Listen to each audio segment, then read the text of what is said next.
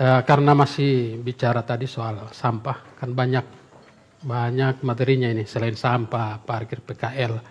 Kebetulan ada adik-adik mahasiswa, ini kemarin kalau tidak salah yang sempat unjuk rasa soal sampah ya. Biar satu kali aja kita bahas mengenai sampah. Pak Kadis akan tanggapi nanti. Apa tuntutannya dan apa yang diamati sehingga teman-teman mahasiswa berunjuk rasa soal sampah ini? Ya, baik. Bismillahirrahmanirrahim. Assalamualaikum warahmatullahi wabarakatuh.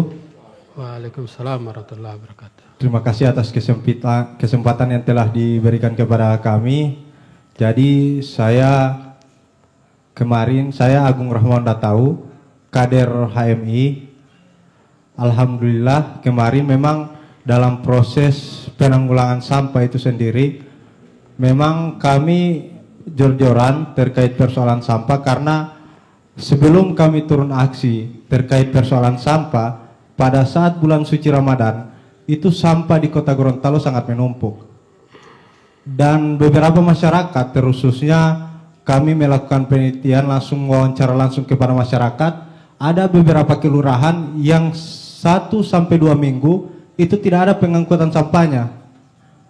Makanya ini yang menjadi persoalan kami bahwa Kota Gorontalo yang kala itu dapat nominasi atau dihargai dengan apalagi Adipura. Artinya berarti kota bersih dari sampah. Namun kami melihat bahwa masih banyak juga perkara-perkara sampah yang berseliweran di Kota Gorontalo.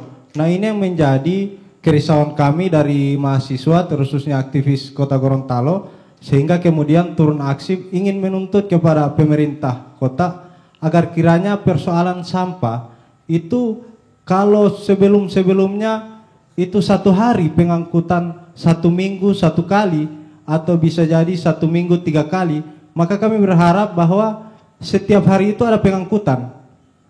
Dan sekarang memang jujur saja setelah kami mempresur persoalan ini, ada kemajuan dan kami juga bagian dari mengadvokasi terkait persoalan sampah, turun sampai juga ke kelurahan mensosialisasikan terkait persoalan sampah. Nah, kami berharap ada strategi yang baru yang dilahirkan oleh pemerintah kota terkait persoalan sampah, sehingga kalau bicara persoalan sampah pasti tidak ada pemesahan atau pemetaan terkait bak sampah. Itu yang kemudian diminta oleh masyarakat kepada kami. Sehingga kami pun mempresur terkait persoalan bak sampah yang hari ini itu sudah jarang terlihat di masing-masing kelurahan atau kecamatan.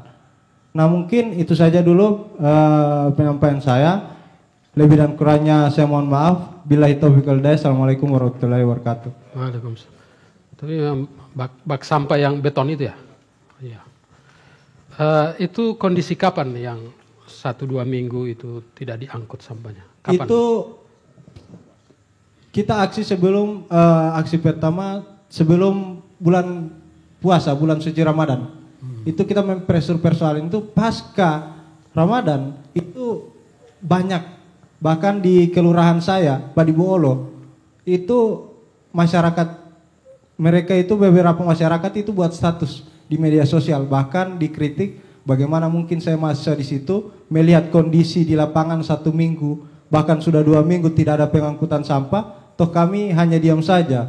Nah, ini juga problem sebenarnya. Ketika mereka coba mengadvokasi di apalagi di Facebook, malah ada yang kemudian menegur mereka kayak gitu. Nah, ini kan menjadi tantangan juga. Kami berharap bahwa pemerintah juga tidak anti kritik terhadap hal-hal yang membangun daerah Kota Gorontalo. Sama-sama kami mencintai Kota Gorontalo. Itu, Pak. Baik. Tapi kalau dibandingkan dengan sekarang, itu kan yang kondisi saat Ramadan. Ya, sekarang Pak, setelah kami RDP dengan DPRD Kota Gorontalo, memang pada persoalan kami mendesak sebenarnya karena kami cek di lapangan bahwa ada beberapa kala itu, Pak. Saya juga banyak teman-teman yang kemudian bekerja juga di apalagi di DLH.